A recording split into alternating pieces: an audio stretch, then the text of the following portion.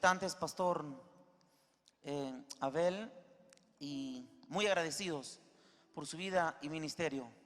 Quisiéramos que nos cuentes cómo Dios te ha permitido llegar a ocupar el cargo de la Superintendencia Nacional de México y qué es lo que Dios está haciendo en México. Estamos ansiosos, los intercesores de Perú, de lo que Dios ha hecho allá en ese país.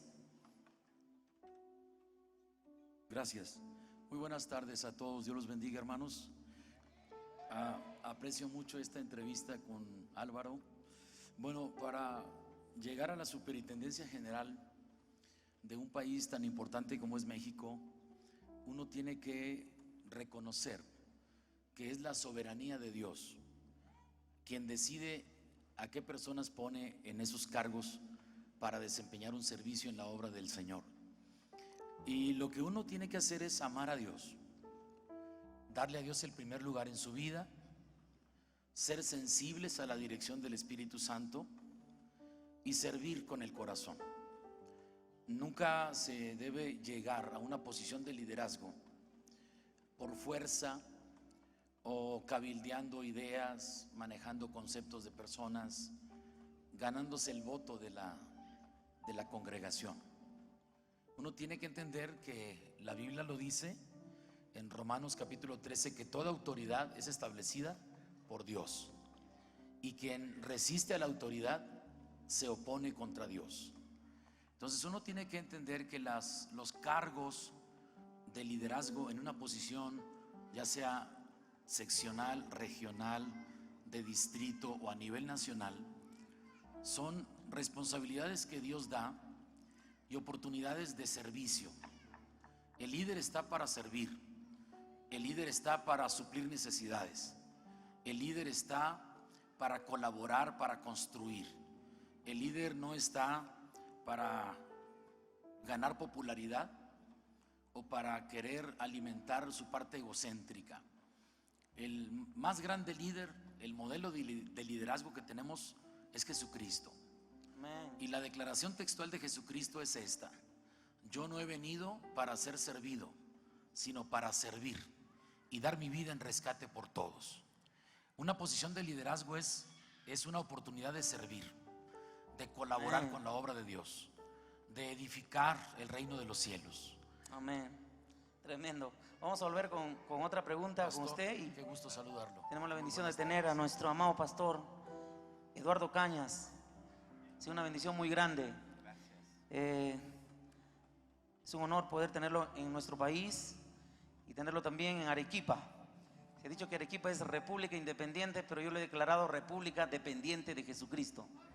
Así que bienvenido a la república que depende de Cristo, cuyo Señor, Rey y Salvador es Jesucristo nuestro Salvador. Amado Pastor Eduardo, yo estoy muy ansioso de poder preguntarle a usted de manera personal. Tal vez muchos pastores aquí coinciden conmigo que cuando uno va a un congreso, yo he ido a muchos regionales, nacionales, internacionales y mundiales, es impresionante escuchar la palabra, los testimonios, y es edificante, pero a la vez es un poco frustrante porque nos cuentan semejantes testimonios de lo que Dios ha hecho en su vida, en su ministerio, en su nación, pero no nos dicen por factor tiempo el cómo. Y nosotros quisiéramos escucharle aquí en Arequipa, Perú, cómo usted ha podido lograr el éxito. Hemos visto su biografía, que nació en un pueblo de extrema pobreza, vivió lo que es la extrema pobreza, vivió lo que es la esterilidad ministerial por mucho tiempo, pero hubo un despegue. Cuéntenos cómo activó ese despegue, cómo activó esa multiplicación, esa tremenda influencia.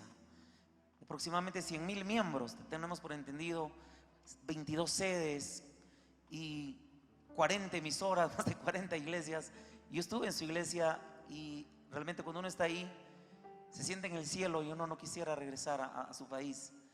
Estamos muy compungidos en el corazón y de saber, amado Pastor Eduardo, cuéntanos, ábranos el corazón. Bueno, gracias, bendiciones para todos, Dios les bendiga. Me siento honrado de que usted me haga esa pregunta. A ver,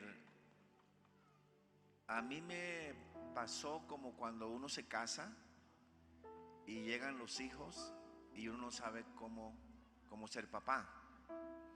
Y uno va aprendiendo con los errores y va aprendiendo. Y a veces el hijo mayor es como la escuela. Y ya uno con los otros hijos comete menos errores. Entonces así me pasó a mí en el ministerio. Yo sentí que Dios me llamaba y comencé a predicar. Predicaba en las calles, predicaba en los buses, predicaba en los parques. A veces me ganaba una persona, a veces me ganaba dos, a veces no me ganaba nadie. Los domingos después del culto me iba a predicar por la calle. Generalmente hacía un recorrido que duraba como 2 horas y me paraba en una esquina y predicaba y me ganaba 1, 2, 3. Regresaba por la tarde cansado para seguir con el segundo culto. Yo pienso, una es mi disciplina. Cuéntanos de la disciplina. Yo tengo una disciplina que me permite orar todos los días, leer la Biblia todos los días, estudiarla todos los días. Pero ahí ábranos el corazón, porque todo lo que le escuchan dirán, yo también oro, yo también leo la Biblia. Pero algo que es impresionante de su ministerio es que yo estuve, la primera vez que visité su iglesia, usted dijo, abran su Biblia, y usted lo estaba recitando de memoria. ¿Cómo es que aplica esa disciplina? ¿Cómo es que hace ese estudio? ¿Cómo es que ha logrado casi memorizarse toda la Biblia? Y eso es algo impresionante. Es que es la disciplina. Es la disciplina, es poner a Dios como prioridad. Y el Señor me enseñó esto, porque dice 1 Corintios 2:16, dice, porque ¿quién conoció la mente del Señor? ¿Quién le instruirá? Mas nosotros tenemos la mente de Cristo. Entonces yo pregunté a Dios, Señor, yo quiero tener tu mente, pero ¿cómo hago? Entonces el Señor me dijo, enamórate de mi palabra y aprende mi palabra. Y en la medida en que la tengas y la digas, lo que yo pienso viene a tu mente, porque la Biblia es la mente de Dios. Y eso es una disciplina. Sé que tremendo. Y cuéntenos, amado pastor, ¿cómo es que se dio esa multiplicación de la iglesia? Sí, nosotros ¿Qué disciplinas, qué principios? fueron procesos, ¿no? El primer proceso es el proceso del sufrimiento. Ahí duré más o menos como unos 10 años. 10 años duré ahí en el ministerio. Entonces yo vendía huevos a la vez que era pastor. Cuidaba carros a la vez que era pastor. Wow.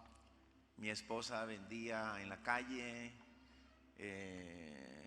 lo que los muchachos compraban a la vez que éramos pastores.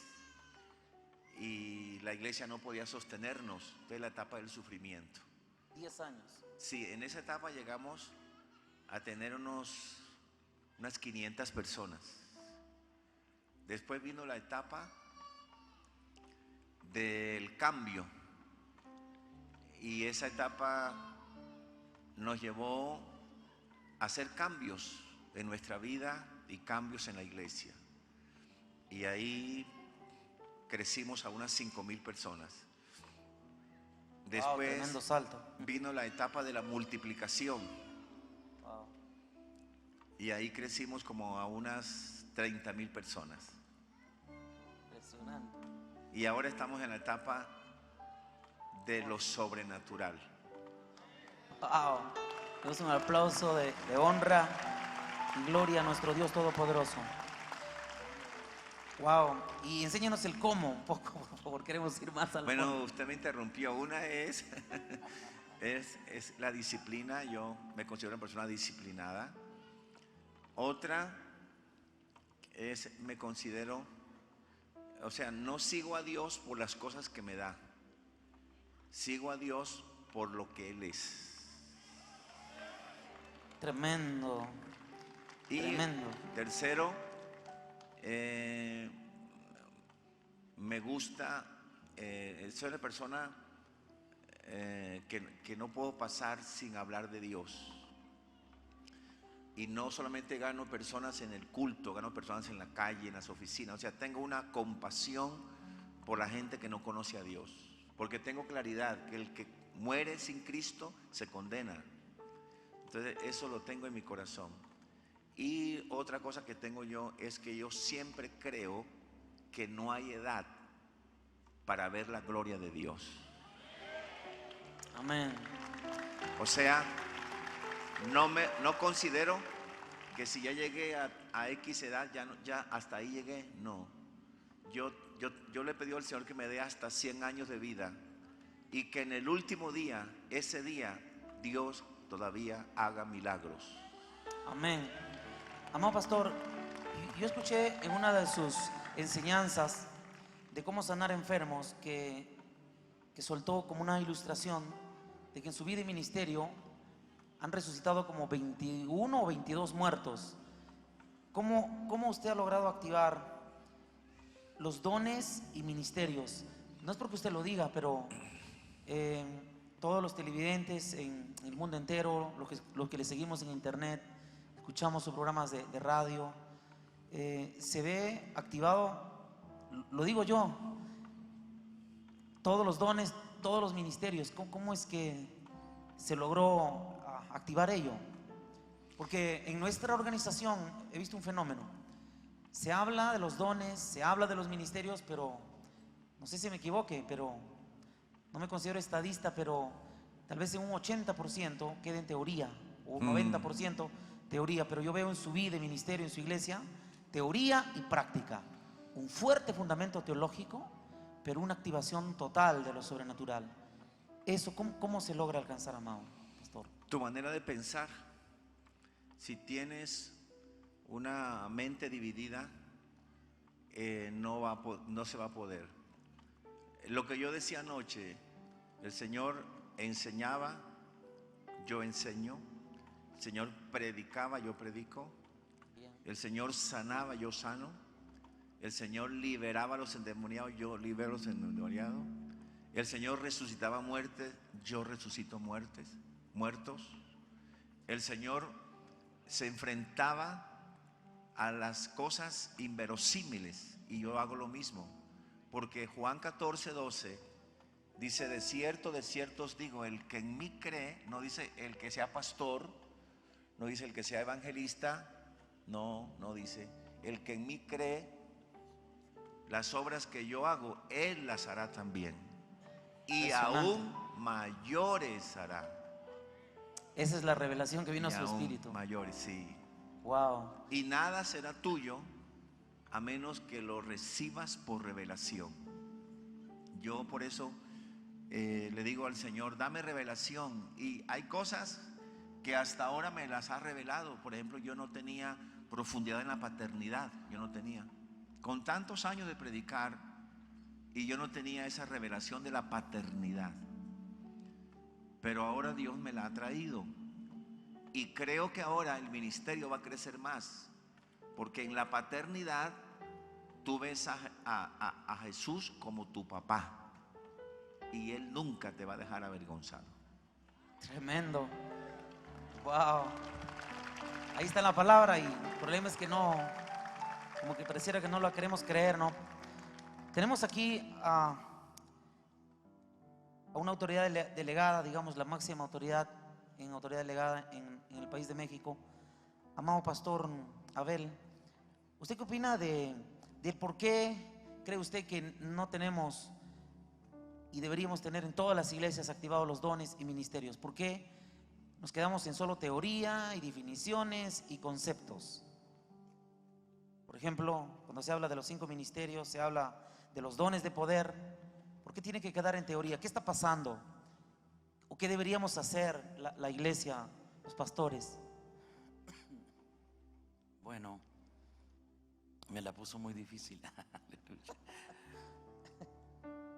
mi opinión muy personal, creo que el Espíritu Santo está con nosotros y en nosotros.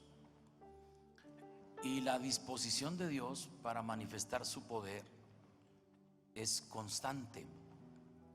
Creo que lo que hace falta es ejercitar la fe. Sin fe es imposible agradar a Dios, porque es necesario que el que se acerca a Dios crea que Él existe y que es recompensador de los que le buscan.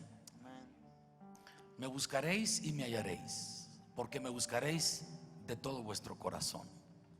Dios nunca defrauda a los que le buscan de corazón, y Dios manifiesta su gloria a los que tienen un espíritu ambicioso, como Moisés.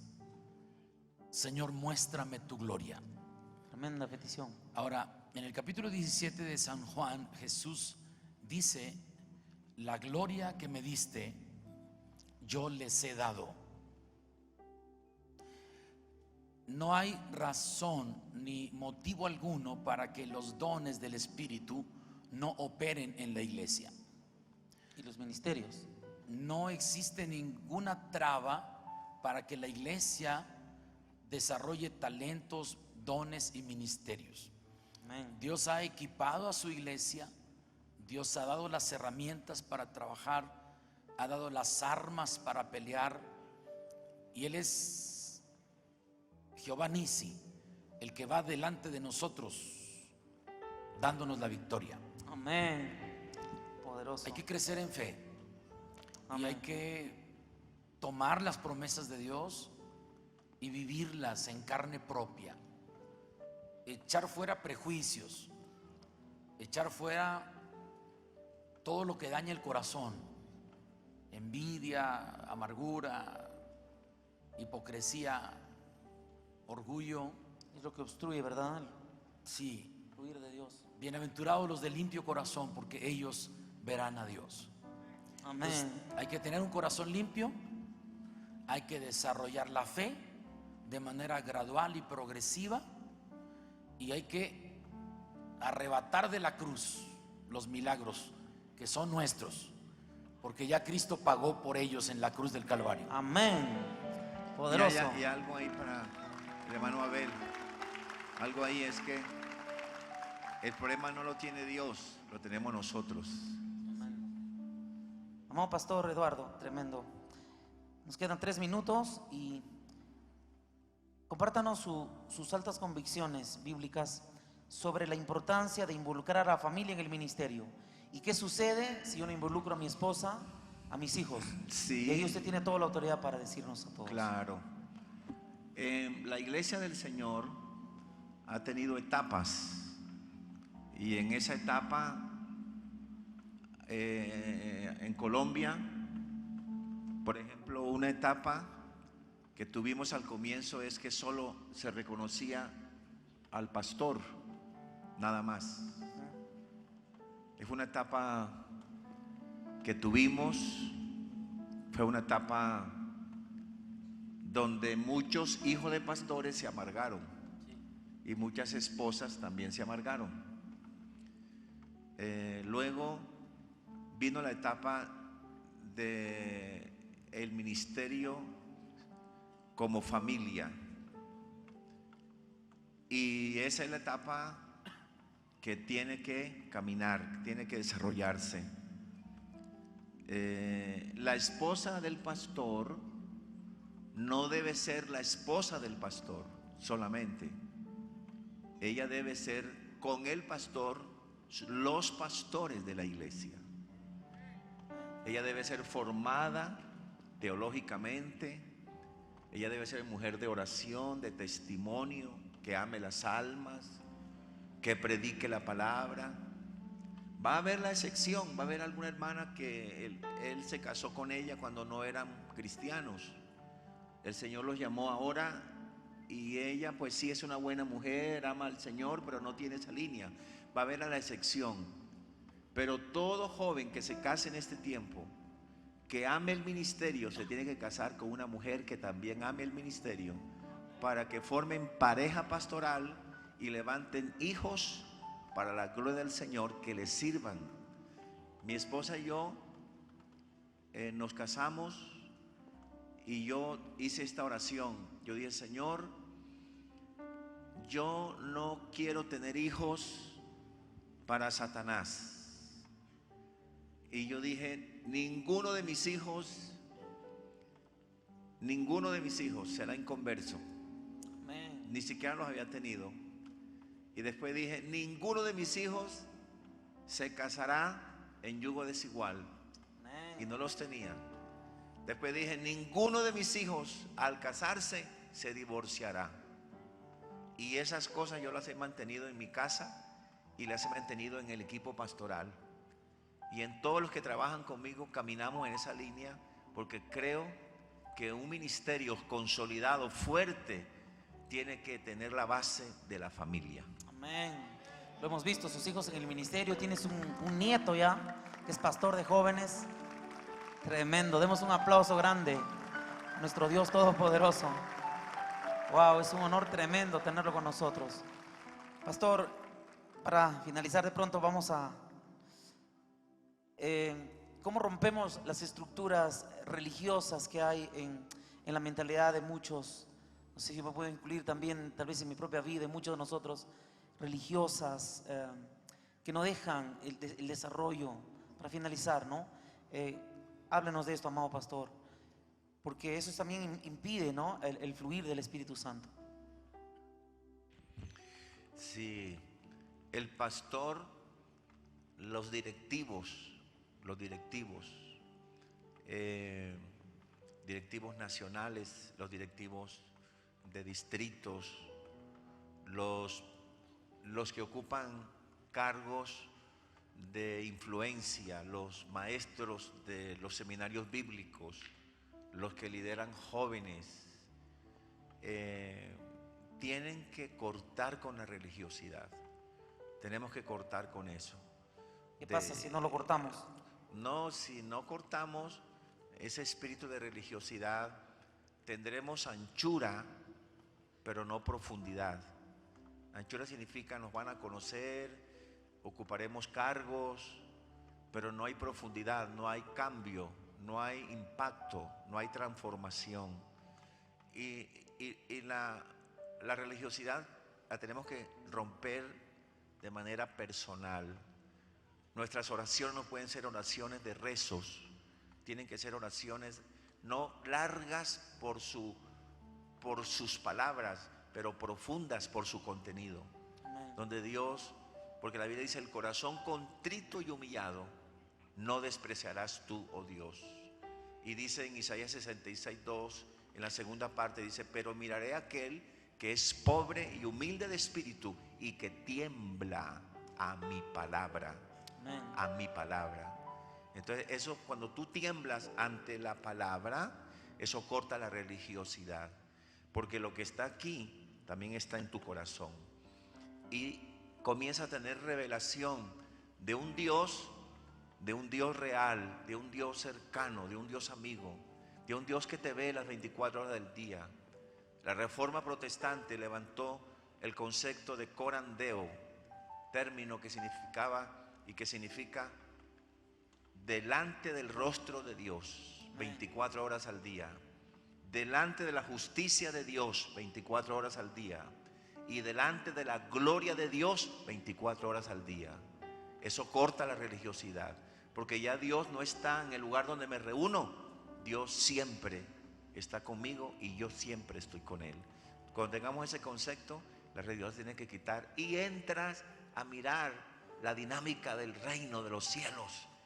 El reino tiene vida, el reino tiene agua. Jesús dice en el último y gran día de la fiesta, Jesús se puso en pie y alzó la voz diciendo: si alguno tiene sed, venga a mí y beba. Entonces un río fluye, un río fluye. Habló de la fuente de la vida, no habló de un pozo. Entonces Dios se te vuelve algo que fluye. Estás en el aeropuerto, estás en el carro, estás en la universidad, estás en una oficina, estás en la calle, Dios está contigo. Tus manos son limpias, tu cuerpo es limpio, tu pensamiento es limpio. Y luego pasas, si Él está conmigo y yo estoy con Él, lo de Él es mío y lo mío es de Él. Entonces corto la religiosidad y Amén. comienzo a ver lo Impresionante. nuevo de Dios. Sus palabras finales, amado Pastor Abel. Sé que vamos a tener un tiempo con usted al final. Ahí fluya y le vamos a pedir por favor que ore por todos nosotros. Yo voy a ser el primero de recibir esa impartición de parte de Dios. Amado. Sí, gracias. En cuanto a romper la religiosidad, yo soy líder nacional de un país Sí. y yo me he enfrentado a esa situación. Tremendo. Entonces, la iglesia tiene que cambiar para bien. Así como el mundo va cambiando y va evolucionando, la iglesia tiene que actualizarse en muchas cosas, Así es. sin perder los fundamentos de la fe. Así es. Tenemos que conservar la sana doctrina, Totalmente de acuerdo. pero por romper la religiosidad no debemos pelear entre los hermanos, Sí, correcto. porque luego se levantan grupos antagónicos. Yo tengo un país de un poquito más de 10.500 iglesias. Wow. Yo tengo una nómina de ministros como de casi 12,000 ministros que pastoreo en México. Tremendo. Y todos piensan diferente. Sí. Hay unos que creen que fuera de las asambleas de Dios no hay salvación. Eso está tremendo. Es un error. Y eso se paga la factura. La salvación está en Cristo. Tampoco, yo no soy ultraconservador ni soy liberal. Yo mantengo un equilibrio y procuro cimentar mi filosofía de trabajo y mi fe en las Sagradas Escrituras. Amén. Entonces, la iglesia tiene que cambiar, tiene que evolucionar. La iglesia tiene que actualizarse. El mundo cambia. Por ejemplo, anteriormente araban con un par de bueyes y un arado de madera, Así es. una punta de metal. Sí, Luego inventaron los tractores sí. y ya no hay bueyes, sino es una máquina que usa aceite y gasolina, Sí. y que detrás de esa máquina vienen 10, 8 discos que van rompiendo la tierra. Todo evoluciona. Antes había señales de humo, ahora todo el mundo trae sus celulares. La comunicación evolucionó, Sí. el trabajo en la agricultura evolucionó, la educación evoluciona. La iglesia tiene que evolucionar, tiene que cambiar, tiene que actualizarse, tiene que avanzar. Tenemos que estar a la vanguardia, al día, ser competitivos. Que la gente vea que la iglesia se maneja como una empresa sin perder el fuego del Espíritu Santo. Que la iglesia tenga orden, tenga sondeos de factibilidad para un proyecto, se siente y haga cálculos, presupuestos, que capacitemos gente, que supervisemos el trabajo, que podamos exigir resultados. Tenemos que evolucionar. Los 4 camilleros que llevaron al paralítico a Capernaum, me gusta mucho ese pasaje porque es un equipo de trabajo. Los 4 compartieron la responsabilidad, los 4 cargaron con el peso del paralítico. Y número 1, renunciaron a la excusa del no se puede. Sí. Dijeron, se tiene que poder. Si no se puede por la puerta, si no se puede por la ventana, entonces vamos a agujerar el techo. Vamos por el Y ahí está un rompimiento. Amén. Ahí se rompió el techo eso y se llegó necesita también. a los pies de Jesús el paralítico. Hay que romper ciertas estructuras, pero en el momento indicado y con el procedimiento correcto, para que entonces veamos al paralítico ponerse de pie. Amén. Gloria a Dios. Amén. Vamos a estar en pie, por favor. Gracias, Pastor Abel Flores. Gracias, Pastor Gracias a ustedes. Eduardo. Una bendición muy grande, realmente. ¿Cuántos se gozan por la presencia del Espíritu Santo? Estamos tan honrados de estar no solos, no más o menos acompañados, sino acompañados por la preciosa presencia del Espíritu Santo. Pueden tomar asiento los que aún están en pie. Es un privilegio, es una alegría y es un gran gozo también estar con ustedes en esta noche. Agradezco la invitación a este primer Congreso Internacional de Avivamiento e Intercesión. Es una alegría estar con ustedes. Muchas gracias a los organizadores, el pastor Eliseo de la Cruz, el pastor Álvaro Ruiz, un gran amigo de años. Gracias por invitarme, gracias por permitirme tomar un aire fresco de lo que el Espíritu Santo está haciendo para nuestro Perú, para el sur de nuestra nación y para todo pastor y líder que ha venido hambrientos de recibir más del Señor. Quisiera saber, antes de ir a la palabra, ¿cuántos de los presentes son pastores, pastoras, líderes que están encargados de obras en iglesias directamente? ¿Quiénes están pastoreando o encargados de obras? Levanten su mano, por favor. Hay muchas personas. Les damos un aplauso de gratitud, de respaldo, de bendición. Es un honor realmente tener tantas personas que están reunidas en esta noche con un solo propósito. Me han dado el tema de intercesión para el crecimiento de la iglesia y he podido desarrollar algunas cosas que están en mi corazón. El tema es hermoso realmente, es un tema de desafío, es un tema que nos toca desarrollar a cada pareja de pastores, a cada esposo, a cada esposa haciendo la obra del Señor, a cada líder que se nos ha encargado servir al Señor en una iglesia local. Y yo estoy convencido que el sueño de Dios en el cielo no se puede cumplir aquí en la tierra sin oración. ¿Cuántos están de acuerdo conmigo? Dios tiene grandes sueños en el cielo para que se cumplan aquí en la tierra. Y cuando vemos hombres y mujeres con una respuesta al llamado de Dios, entonces la disposición es importante, las aptitudes también son importantes y necesarias, pero se requieren otros atributos. Y dentro de esos atributos se requieren entonces hombres y mujeres que estén dispuestos a orar toda su vida. ¿Cuántos pueden decir amén? No solamente al inicio del ministerio, no solamente cuando se está avanzando y concretando algunas cosas, sino que somos llamados a hacerle la oración una forma de relacionarnos con nuestro Padre, de apreciarlo, de adorarlo, de honrarlo, de celebrarlo y también en medio de eso de clamarle al Señor, de pedirle cumplimiento de sus promesas, de recibir por fe lo que Él nos ha prometido, de echar mano y tomar lo que es nuestro de acuerdo a la palabra de Dios. Y todo eso entonces está en un ambiente de confianza. Digan conmigo confianza. Entonces cuando dije, Señor, ¿qué comparto en cuanto a este tema? Entonces vino a mi corazón el hablar esta noche de la importancia que es la oración, la intercesión para el crecimiento de la obra que el Señor nos ha ordenado a que desarrollemos aquí en la tierra. Pero esa intercesión, hacerla, desarrollarla en un ambiente de confianza. Porque muchas veces nos encontramos orando como pastores, pero nuestra mente está maquinando pensamientos de imposibilidad. Muchas veces estamos intercediendo, pero estamos calculando y proyectando con pensamientos de temor.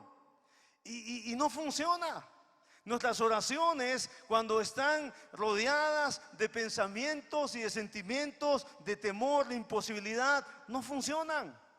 La palabra de Dios dice que nos acerquemos pues confiadamente a su trono de gracia. Digan conmigo trono de gracia. Digan confiadamente. Entonces, Dios ya nos ha dado su confianza, Dios ya nos ha dado su aprobación, Dios ya nos ha dicho que nos ama, que nos ha llamado a que le creamos, que nos ha llamado a que le sirvamos, que nos ha llamado a que hagamos junto con Él la obra. ¿Saben que a veces que como pastores estamos orando al Señor y estamos pidiendo por cosas que queremos que Él cumpla en nosotros, pero muchas veces nosotros no estamos completamente seguros que Él nos quiere dar esas cosas? ¿Cuántos saben que Dios quiere que toda iglesia se desarrolle? ¿Cuántos saben que Dios quiere que toda iglesia en medio de ese desarrollo también crezca numéricamente? Porque van de la mano. No podemos desarrollar la obra de Dios en una forma espiritual, en una forma exitosa. No podemos apuntar a una labor de calidad donde podamos ver que el Espíritu Santo está trayendo resultados cualitativos en lo espiritual, sin que veamos también que esa obra, que esa iglesia local comienza a crecer. No importa qué tamaño tenga la iglesia, pero vamos a comenzar a experimentar que el Espíritu Santo va a traer crecimiento porque van de la mano. Pero necesitamos tener esa confianza. El Señor nos llama, dice, acércate confiadamente. Y muchas veces como hombres que servimos al Señor, estamos clamando al Señor por cosas, pero ese confiadamente no está en nosotros, no está ni en el corazón, no está en el alma, no está en ningún lugar. Sencillamente a veces estamos orando porque tenemos que orar o porque estamos acostumbrados a hacerlo, pero el Señor dice que nos acerquemos confiadamente a su trono de gracia para alcanzar misericordia y hallar gracia para el oportuno socorro. Entonces, cuando nos ponemos a pensar del llamado de Dios sobre nuestras vidas, del desarrollo de ese llamado ya sirviéndole, de cómo la iglesia que el Señor nos ha puesto a dirigir, a desarrollar, va creciendo, va avanzando, nos tenemos que convencer de algo, que Dios está mucho más convencido de nuestro llamado que nosotros mismos. Hola. Estamos sirviendo a Dios y con Dios es la obra del Señor. Dios está mucho más convencido de su llamado, de nuestro llamado, que nosotros mismos. Digo más, Dios está mucho más convencido del éxito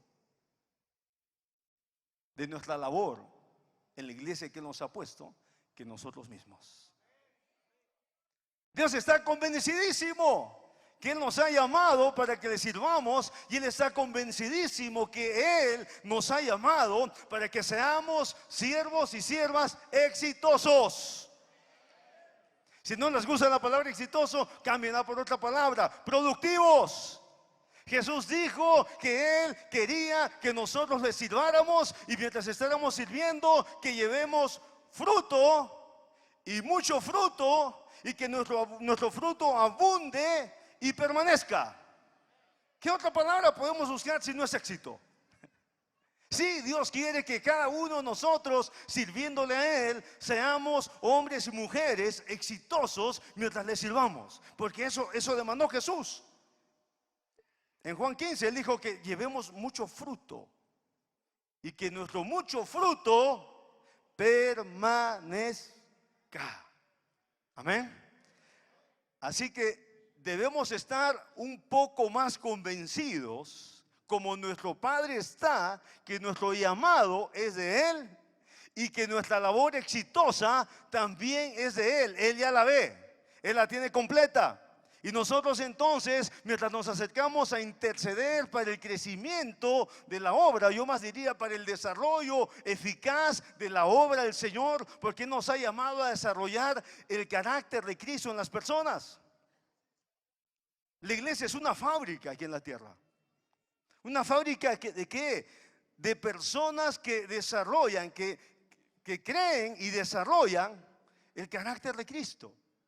Y esa labor no es fácil, porque tiene que ver con la voluntad de gente. Y a veces nosotros como pastores estamos haciendo la obra, pero tiene que ver con las voluntades de las personas.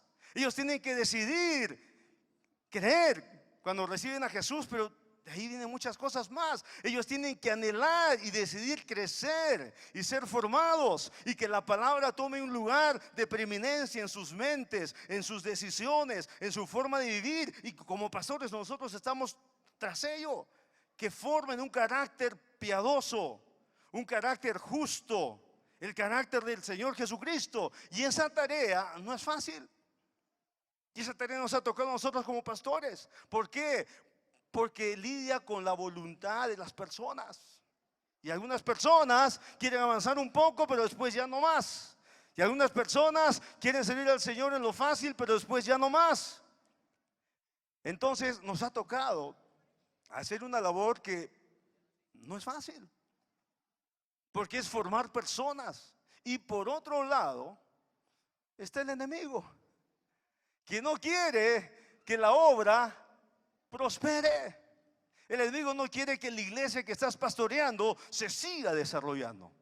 La Biblia dice que no ignoramos las maquinaciones del enemigo. Sin embargo, alguien hace 2000 años dijo: yo mismo edificaré mi iglesia y las puertas del Hades no prevalecerán contra ella. ¿Puedo escuchar un mejor amén? Nuestro Señor Jesús hizo esta declaración. Él dijo: yo mismo no voy a enviar ángeles, sino yo mismo voy a edificar mi iglesia.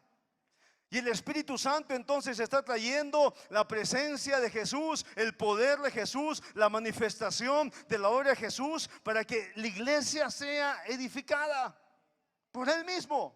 Así que cuando nosotros estamos sirviendo al Señor y estamos pensando cómo intercedo mejor como pastor, como líder, cómo intercedo mejor con la gente que me ama en la iglesia y me respalda, cómo intercedo mejor con la gente en la iglesia misma que quiere que la labor en nuestra iglesia se siga desarrollando y que tengamos éxito en lo que Dios nos ha mandado a hacer. Entonces tenemos que recordar que el Señor Jesús mismo se ha comprometido a edificar su iglesia. ¿Cuántos creen que Él se ha comprometido y a lo que Él se ha comprometido Él está cumpliendo? ¿Cuántos creen eso? Entonces, si Jesús está cumpliendo su parte, porque no hay otra alternativa, Él es la verdad, Él dice la verdad, Él hace la verdad. Así que si Jesús dijo: yo mismo edificaré mi iglesia, nosotros tenemos que saber, antes de orar, antes de creer, antes de interceder, antes de ayunar, antes de hacer cualquier cosa, tenemos que estar convencidos: el Señor Jesús está edificando su iglesia conmigo. Él está edificando y yo tengo que tener suma confianza en eso. Tengo que creerle a Él. Tengo que creerle al Señor. Tengo que creer que Él está edificando su iglesia y que yo tengo que convencerme que Él quiere que yo tenga resultados, éxito, desarrollo en el llamado al cual Él me ha traído, para que junto con Él yo desarrolle la iglesia. Cuando Jesús preguntó a sus discípulos: ¿quién dicen las personas que soy yo? Y la respuesta final fue la de Pedro, ¿no? Tú eres el Hijo del Dios viviente. Tú eres el Cristo, le dijo, el Hijo del Dios viviente. ¿Y qué dijo Jesús? Sí, es cierto, yo lo soy. Y yo mismo, como soy ese Cristo, el Hijo del Dios viviente, yo mismo voy a edificar mi iglesia. Entonces me pongo a pensar, pastores y líderes, que cuando hablamos de intercesión para el crecimiento de la iglesia, un ingrediente bíblico indispensable que tiene que estar presente en tu corazón y en todo tu ser, es que tú tienes que tener plena confianza que aquel que te llamó está contigo, y aquel mismo Señor Jesús, el Todopoderoso, está edificando la iglesia, en la que tú estás enseñando, en la que tú estás predicando, en la que tú estás laborando, en la que tú estás discipulando, en la que tú estás haciendo la obra. El Señor Jesús cada día está edificando esa misma iglesia. Tienes que estar convencido de eso, porque en la medida que estás convencido, no, en esa medida tus oraciones son o no efectivas.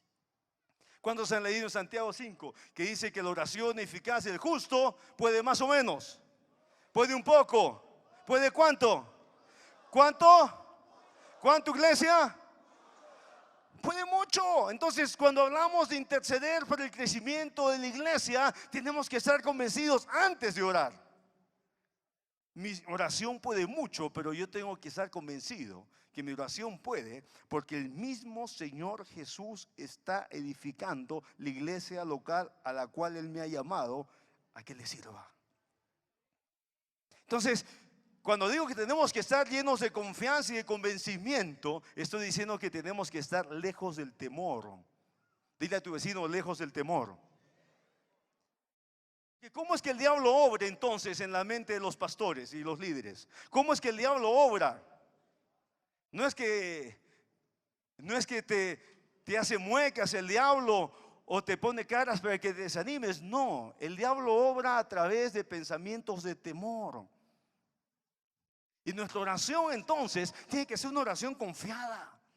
Nuestra intercesión tiene que ser una intercesión basada en lo que dice la palabra de Dios, no en lo que pensamos, no en lo que sentimos, no en lo que nos parece, sino en lo que dice exactamente la palabra de Dios. Tenemos que levantar la palabra del Señor, llenos de confianza en nuestro corazón y creer eso, orar eso, repetir eso. Hasta que sea una realidad en nuestro espíritu, podemos decir: Señor, lo que estoy orando yo lo creo, lo que estoy orando yo lo tomo, lo que estoy orando yo lo recibo, yo lo arrebato. Es para mí, es para la labor que me has dado, es para mi iglesia local, es para los creyentes, es para la gente que estoy discipulando, es para la gente que estoy amando, es para la gente que estoy formando. Yo tomo eso para mi iglesia. El temor tiene que salir fuera de la mente de cada pastor y de cada esposa de pastor. A veces el pastor es el que está temiendo, o a veces es la esposa del pastor que está temiendo, pero tenemos que enfrentar esos temores, tenemos que echarlos fuera. Ese pasaje que estoy repitiendo de Mateo dice que era en Cesarea de Filipo, donde Jesús preguntó a sus discípulos, y a través de la revelación que Pedro tuvo, entonces hubo una claridad en la identidad de los discípulos de quién era Jesús y quiénes eran ellos en Jesús. Porque lo que era Jesús era revelado a sus corazones para que ellos a partir de ese momento se desarrollaran después como discípulos, posteriormente como apóstoles en los hechos, se desarrollaran sabiendo: así como Jesús es, así también somos nosotros. Lo que Jesús ha hecho, así también nosotros podemos hacerlo. Tenía que tener esa confianza.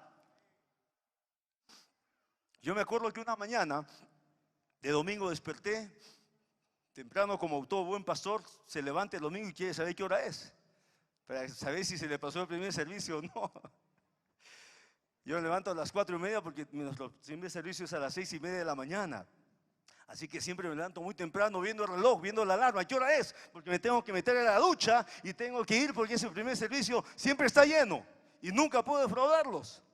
Porque a las 6:30 la gente está allí, como a misa de 6:30. Mi abuela me decía eso: los buenos arequipeños vamos a misa de 6. Así que yo dije 6:30 voy a poner el primer servicio y siempre está lleno. Pero ese domingo me levanté para saber qué hora era, pero no estaba en mi cama, estaba en otra ciudad, tenía que predicar en otro púlpito. Y ese domingo me tocó predicar en Cesarea de Filipo, justamente, en la ciudad donde Jesús preguntó a sus discípulos: ¿y quién dice la gente que soy yo? Y como me avisaron solamente 48 horas antes, porque era un tour grande con muchos líderes y pastores, entonces tuve apenas un día antes para decir: ¿y ahora qué predico? Porque aquí hay muchos predicadores que enseñan mejor que yo la palabra. Así que, ¿qué predico para que nos sirva ese domingo que me dijeron que yo tenía que predicar? Así que me puse a leer la historia de la ciudad de Cesarea de Filipo. La historia primero de los guías turísticas, de los libros normales que la gente te lleva a conocer cosas de la cultura de las ciudades. Y después me metí a la Biblia, a este pasaje. Y encontré entonces que en esa ciudad de Cesarea de Filipo había un dios llamado Ban, en el tiempo de Jesús. Y ese dios llamado Ban era el dios del temor. Y encontré entonces que ahí, en una montaña, en una zona muy peculiar, donde se dan los tours, una hermosa, una pradera grande, y al frente una montaña donde los guías nos llevan, hay una enorme boca negra grande dentro de la montaña, no muy alto, ahí nomás subiendo unos 20 metros en la montaña, y se puede ver de lejos. Es una boca enorme y es una boca oscura que la gente dice que no tiene fin, que si alguien por ahí se acerca y rueda, entonces desaparece, muere. Y la gente entonces, desde el tiempo Jesús y antes, tenía la forma de pensar de que esa boca iba al infierno directamente, esa cavidad dentro de la montaña iba al infierno. Y no es como un cráter que está arriba, está ahí como una ventana al comenzar la montaña así. Y esa boca enorme le llamaban la puerta del infierno. Pero no solamente porque era peligrosa, sino porque este dios Van, que era el dios del temor, según las creencias de aquel tiempo, las personas entonces podían perder continuamente sus cultivos que ellos sembraban, porque este dios Van los atemorizaba. Y entonces, ¿qué hacían esas personas? Iban a rendirle culto a ese dios Van y llevaban a sus niños y los tiraban a esa boca. Los sacrificaban. Y le daban al dios Van esos sacrificios, tirando a sus niños y los mataban, los sacrificaban. Y ellos creían en forma equivocada que cuando sacrificaban a uno de sus hijos, el dios Van les iba a quitar el temor. Iban a tener buenas cosechas y buena producción. Iban a tener el pan suficiente para poder comer ese año, esa temporada con su familia. Y muchos niños fueron sacrificados. Y entonces me di cuenta que cuando Jesús les hablaba acerca que las puertas del infierno no prevalecerán contra la iglesia, y Jesús les predicaba desde ese mismo lugar en Cesarea de Filipo, lo que Jesús estaba diciendo a sus discípulos: el diablo va a tratar de poner en sus vidas temor, porque él es experto en poner temor en el interior de las personas. Las iglesias no crecen porque les falta dinero. Las iglesias no dejan de crecer porque les falta equipo. Las iglesias no dejan de crecer porque les falta ideas. Las iglesias no dejan de crecer porque les falta algo especial que no tienen. Las iglesias dejan de crecer porque llegan a tener temor, que ya no pueden más, que se ha trabajado duro y ya no da más, y que hemos hecho todo el esfuerzo, pero hasta ahí nomás hemos llegado. Y el diablo es experto. Yo no tengo que poner ejemplos, pero él es experto para poner en tu mente y en mi mente una serie de ideas que no se puede hacer más, que ya no se da para más. Yo recuerdo hace unos años con mi esposa desarrollando la obra, amando a los discípulos, amando a los creyentes, formando a los nuevos, enseñando, predicando, haciendo la obra, y deseamos tener 1000 personas de asistencia el domingo. Pero no podíamos, estábamos lejos. Teníamos 600 y no salíamos de 600. Y entonces teníamos un temor de no vamos a llegar nunca a 1000, pero estábamos haciendo la obra y creyendo. Así que mientras yo oraba un día, el Señor me dijo: en 3 meses comienza un segundo servicio. Y yo escuché eso en mi corazón, yo seguí orando. Entonces yo dije a la iglesia: en 2 meses vamos a comenzar un segundo servicio. Pero en ese tiempo alquilábamos un cine en la Plaza de Armas de la ciudad, el Cine Portal, que tendría como para 700 butacas. Y nosotros no llenábamos ni el primero porque teníamos como 600 personas el día domingo. Pero el Señor me dijo: comienza un segundo servicio. Y entonces yo tenía temor, ¿a qué? Ridículo. Porque ¿para qué comenzar un segundo servicio si el primero no se llenaba? Entonces el diablo es experto para decir: no seas tonto, o pasa de tonto, sigue diciendo eso porque vas a ser un tonto. Sigue diciendo que en 2 meses vas a abrir un segundo servicio y todos se van a reír de ti, o van a saber que estás totalmente desubicado, que no escuchas nada, porque ¿de dónde vas a querer un segundo servicio? Y llegó, me acuerdo, el mes de noviembre de ese año. Y como yo había anunciado, vamos a tener a partir de noviembre un segundo servicio. Ese primer domingo de noviembre yo tenía mi segundo servicio. Entonces el primer servicio no se llenaba. Me acuerdo que toda la mezanina se llenaba y la mitad toda la platea se llenaba, y de mezanina ni la mitad de gente, porque teníamos como 600 personas. Y comencé el segundo servicio. Entonces, ¿saben quién venía al segundo servicio? Los que tenían pena del pastor. Los creyentes que me amaban tanto, que decían: el pastor está tan ilusionado con el segundo servicio que la iglesia va a crecer, entonces quedémonos pues porque no hay nadie. Y yo les había dicho con 2 meses: traigan a sus invitados, vamos a crecer, inviten a sus amigos. Y la gente invitaba, pues la gente venía a recibir a Jesús y no se quedaba casi nadie. Y entonces comencé ese segundo servicio. Venían pues 40, 60 personas, que eran los mismos, eran todos los mismos 60 igual, que me ponían la cara ahí para decir: pastor, estamos contigo. Pero no paré. Y el diablo entonces sabe cómo jugar. Me decía: páralo. Yo no estaba escuchando al diablo, Pero muchos pensamientos y formas son netamente del diablo y no nos damos cuenta. Entonces yo estaba pensando ya 2 domingos más y paro, o completo noviembre para cerrar el mes, y lo paro pues porque no hay nada de gente. Pero yo había orado con mi esposa 3 meses antes. Habíamos creído, declaramos la palabra continuamente. En base a lo que el Señor dijo, abrió un segundo servicio. Y pasaron 2 meses. Y ese segundo servicio comenzó a tener gente y gente nueva. Y comenzaron a venir. Y en 4 meses ese segundo servicio también tenía 500 o 600 personas. Se duplicó casi la iglesia. Gloria al Señor. ¿Por qué? Porque no tuvimos miedo de seguir haciendo ese servicio sin gente. Y de ahí seguimos creciendo y seguimos. Y después de unos meses más, un año quizás, un domingo los sugieres me dijeron: pastor, hemos sido 1026 personas. Wow, dije, superamos la brecha de los 1000. Porque habíamos estado orando por tiempo con mi esposa. Señor, queremos ser más de 1000 un domingo. Queremos romper esa brecha. Queremos superar ese límite de ser más de 1000. Y rompimos esa brecha. Y cuando nos rompimos esa brecha, el diablo estaba avergonzadísimo. No me quería ni ver. ¿Saben por qué? Porque la gente venía. Y se quedaban, recibían a Jesús y se quedaban. Así que el diablo me mintió que no hiciera el segundo servicio. Y después de un año teníamos 3 servicios llenos en la plaza de armas. ¿Sabes qué es eso? Que mientras la gente esperaba el siguiente servicio, había una fila ahí en el portal de Flores. Y la gente salía y me dice: sí, ¿qué es esto? ¿Y qué película hay? ¿Y qué cine? ¿Y cuánto se paga? Y la gente decía: no, haz tu cola solamente. Y la gente se quedaba en la cola después de la misa y se metía a la iglesia y recibía a Jesús. Y algunos eran llenos del Espíritu Santo ahí mismo en la primera visita. El diablo no me quería tocar el tema de crecimiento. Porque mi esposa y yo y un par de líderes más habíamos orado y declarado la palabra y creído que lo que el Señor nos dijo era de Él y que nosotros tenemos que obedecer y reírnos del diablo.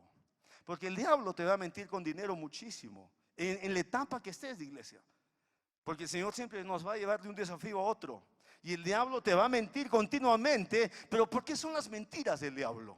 ¿Por qué son las ideas del diablo? Para infundir temor. Jesús dijo: las puertas del infierno no prevalecerán contra la iglesia. Significaba en una forma específica, hablando de la historia que les he dicho, el diablo no los va a poder vencer a través del miedo, del temor. Ustedes ya han vencido el miedo, ustedes ya han vencido conmigo. Confía, he vencido el mundo, ya la victoria te pertenece, dice el Señor. Ya la victoria es tuya, créela tan solo. Cree que esa victoria es tuya. Cree que esa victoria te pertenece. Y ora con esa victoria. Ora con esa victoria. Dile al diablo que tú estás convencido en lo que tu Dios te ha dicho. Me acuerdo que después de un par de años el Señor nos dio la oportunidad de comprar un terreno, una propiedad, porque no teníamos una propiedad, íbamos de cine en cine, de hotel en hotel, pero no teníamos una propiedad. Y cuando nos dio la oportunidad de comprar una propiedad, no teníamos dinero, porque lo que habíamos tenido juntando para propiedad lo usamos todo para la radio que el Señor nos dio, la FM. Invertimos todo el dinero que era Pro Templo. Yo dije: iglesia, me dan permiso porque el Señor nos está guiando a tomar la radio. También ese fue otro testimonio de fe donde el diablo quiso atemorizarme. Cada vez que Dios ha hecho algo importante en nuestra vida, en nuestro ministerio, cada vez el diablo ha hecho un esfuerzo extra para atemorizarme. Es un esfuerzo más allá de lo que yo calculaba, con la idea, con la intención de atemorizarme, de decir: ¿de dónde vas a sacar el dinero? ¿Y cómo vas a ganar esa licitación? ¿Y cómo va a ser posible que la ganes? No, retírate.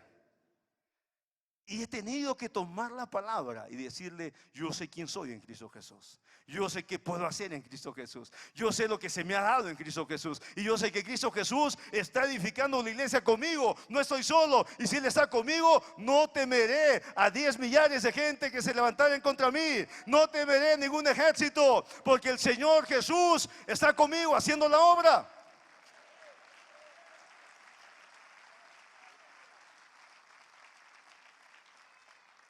Yo me acuerdo que cuando licitaron las radios a nivel de país en ese año, el gobierno licitaba las FMs. Y me acuerdo que licitaban en 8 ciudades del Perú, las más importantes, comenzando desde el norte, Trujillo, Chiclayo, bajando por Lima hasta Arequipa y Cusco, eran 8 ciudades. Y había que presentar una licitación en sobre cerrado. Y yo presenté toda la parte legal, y la parte legal era muy minuciosa, rechazaban a la mayoría de empresas o ONGs, universidades, iglesias, porque estas licitaciones eran para instituciones sin fines de lucro. Y entonces pasamos la parte legal, todo bien, y ahora había que poner cuánto uno ofertaba de dinero. Y entonces, yo no sabía cuánto ofertar. No tenía idea, entonces dije a gente de mi iglesia, averigüen cuánto se puede ofertar. Entonces tenía catedráticos de la San Agustín, de la Católica, y las 2 universidades estaban dentro de este concurso. Y dije, averigüen con el decano, con el rector, con los amigos que tengan, cuánto estas universidades quieren poner para tener una idea por lo menos. O sea, yo oraba y no sabía qué iba a poner. Y ya cada vez faltaban menos semanas para que presentara la licitación. Así que una noche dije, voy a orar toda la noche. Dije a mi esposa, voy a quedarme a orar al Señor. Y me puse a orar. Y de cuando en cuando, mientras oraba y adoraba al Señor, le decía, Señor, ¿y cuánto pongo? ¿No? Y no escuchaba nada, y seguía adorando al Señor, y pasaba otra hora, y le decía, Señor, ¿cuánto oferto para la FM? Y el Señor no me decía nada, y ya estaba amaneciendo, eran como las 3:30, 4, y otra hora pasaba, y yo en medio de la oración decía, Señor, háblame, ¿cuánto debo poner para la licitación? Y entonces el Señor muchas veces me ha contestado con preguntas en vez que con respuestas. El Señor me dijo, hijo, ¿cuánto te importa esa radio? Lo sentí clarito en mi espíritu, que me dijo, hijo, ¿cuánto te importa esa radio? Yo quería que el Señor me siga hablando, no me dijo nada más. No escuché nada más de él. Así que a solas yo me contesté y dije, Señor, esa radio me importa muchísimo. Queremos predicar el Evangelio. Y cuando yo escuché mi respuesta, esa radio me importa muchísimo. Entonces, cuando me decían las universidades, cuando me comentaban, decía, tal universidad va a poner 25,000, otra 35,000, otra. Entonces yo escuchaba ya comentarios, pero esa noche cuando el Señor me dijo, ¿cuánto te importa? Y yo le dije, me importa muchísimo para predicar el Evangelio. Yo mismo sentí mi respuesta diferente. Y yo mismo dije, voy a poner 60,000. Y no teníamos ese dinero. Pero dije, voy a ofertar 60,000 para la licitación, para la licencia. 2 semanas después estaba en Lima, en la licitación. Y desde Trujillo, Chiclayo, Piura, comenzaron a licitar por allí, bajando por Lima, todas esas 8 ciudades. Y en cada ciudad abrían los sobres, ¿no? Y decían, tanto, tal institución, tanto, tal universidad, tanto, tal iglesia, tanto, tal ministerio, tanto. Y decían, Arzobispado de Perú, Radio María, 50,000, 45,000. Y todos los demás estaban por 20, 15, 10, 8, 25. O sea, el arzobispado estaba pagando el doble o más. Ahora, cuando yo dije voy a dar 60, esas 2 semanas antes de la licitación, yo estaba muerto de miedo. ¿Por qué? Porque el diablo me decía, ¿cómo eres tan estúpido? Vas a pagar 60,000 de la iglesia y que no tienes el dinero, cuando otros van a pagar 25, 20, 18, y alguien con eso ya la ganaba. Entonces en mi mente era una tortura. El diablo me quería torturar porque yo había decidido, voy a ofertar 60,000. Le dije a mi esposa, ya sé la cantidad, 60,000. ¿Y por qué tanto? Me dijo, el Señor te habló. No me habló nada, yo mismo me respondí, le dije. Y el día de la licitación, Chiclayo, ganadora, Arzobispado de Perú, Radio María. ¡Wow! Todos aplaudían y salían 5 sacerdotes a recibir. Trujillo, ganadora, Arzobispado de Perú, Radio María. Piura, Arzobispado de Perú, Radio María. En todas, o sea, y habrían varios sobres de cada ciudad, no 10, 12 sobres o más, pero en todas ganaba Arzobispado de Perú, Radio María. Entonces ya cuando abrían Arzobispado, ya la gente decía, así, ¿no? Porque se imaginan, 4 de 4, 5 de 5, todas iba barriendo, pasó por Lima, todo iba barriendo. Y todos ya cuando el notario abría el sobre cerrado de arzobispado, a la gente decía, ¿no? Como si, pues ya, por goleada, porque entonces ganaron todo y fueron al sur. Y tocaba Arequipa. Y entonces abren los sobres, 8,000, 16,000, 20,000, 15,000, todas las ofertas, ¿no? Y entonces abren al Arzobispado de Perú, Radio María, abren 58,500. Y yo estaba, y gritaba ahí en el sitio, porque el único que ponía la inversión alta eran ellos, pues en todas las ciudades estaban dando casi el doble. Y cuando yo escuché al Arzobispado de Perú, Radio María, Arequipa, 58,500, yo me aguantaba de gritar y quería pararme y gritar porque nadie más sabía que 2 sobres más allá o 3 más allá iba a abrir el nuestro. Y cuando dijeron CSA, 60,000, toda la gente dijo, porque esas 8 radios que el gobierno licitó, solamente la única radio que no ganó el Arzobispado de Perú fue en Arequipa. Para la gloria del Señor.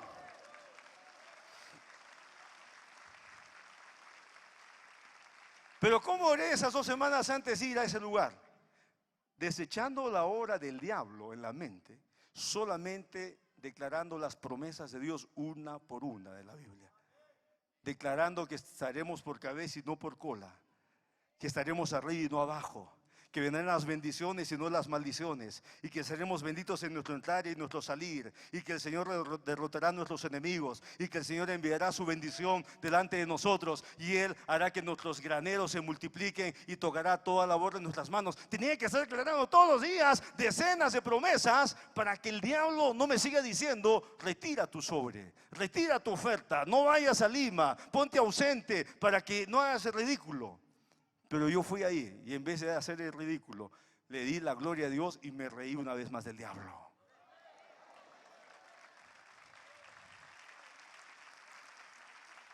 Cierro con esto. Cuando Dios te dice que le pidas algo que Él ya te ha dado, ¿por qué tienes que estar preocupado y lleno de temor? Si el Señor dice que ya te ha dado. Y a todos nos pasa eso, que cuando no tenemos algo como iglesia, como ministerio, y queremos crecer, queremos avanzar, queremos irrumpir, pero no tenemos la confirmación, la garantía, nos falta el equipo, nos falta los recursos humanos, o nos falta el dinero, nos faltan cosas reales y no tenemos.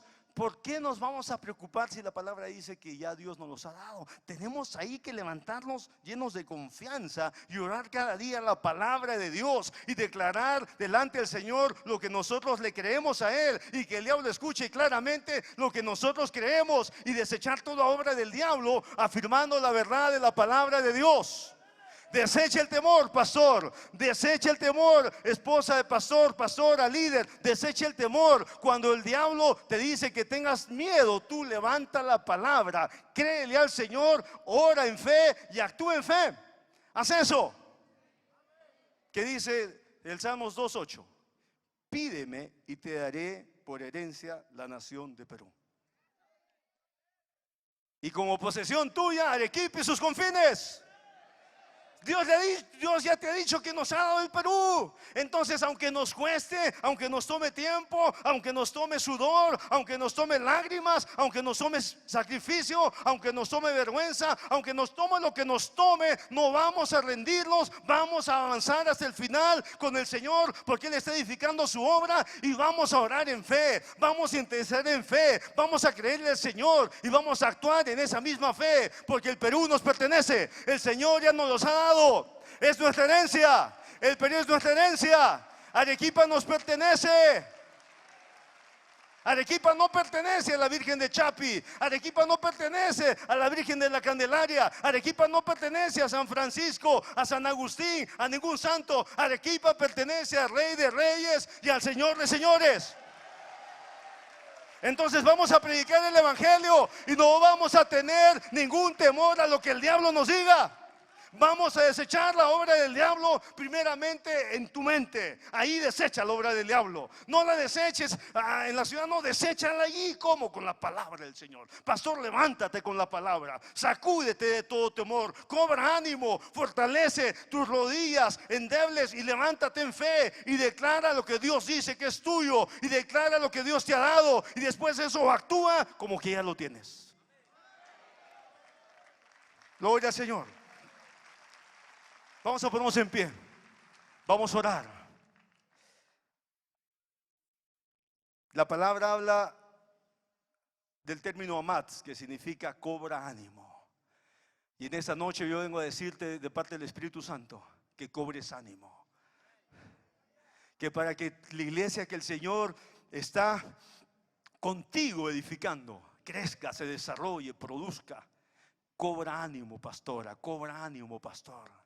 Sacúdete de todo temor, echa fuera todo temor, todo miedo y cobra ánimo.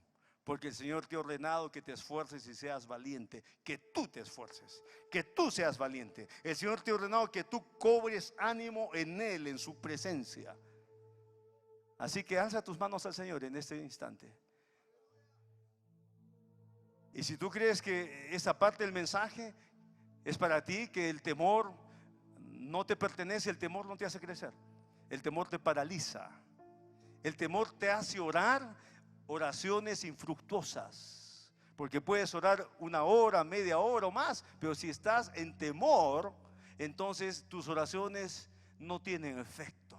El Señor necesita oraciones llenas de fe, llenas de confianza. Papá, tú lo vas a hacer. No importa que me ha tomado años, lo voy a lograr. La iglesia va a crecer, vamos a salir, vamos a irrumpir, vamos a evangelizar, vamos a discipular, vamos a formar líderes, vamos a sacar pastores, vamos a poner otras iglesias, Señor. Vamos a invadir la ciudad y las provincias con el evangelio. Vamos a salir al Perú y lo vamos a bendecir con el evangelio. Mantente firme haciendo la obra, pero créele al Señor.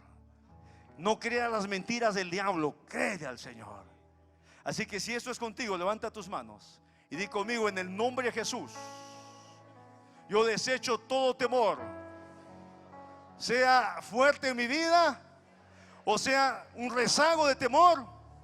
Lo desecho ahora, en el nombre de Jesús. Echo fuera de mi vida todo pensamiento, toda idea de temor, de miedo. Lo echo fuera en el nombre de Jesús. Tengo un llamado de Dios. Le estoy sirviendo a Él. Voy a servirle en forma exitosa. Voy a tener resultados productivos, porque el Señor mi Dios ha dicho que estará conmigo en donde quiera que yo vaya. Y yo le creo. Yo creo su palabra. Yo hago así su obra. Gracias, Padre, en el nombre de Jesús. En el nombre de Jesús. Amén y amén. Gloria al Señor.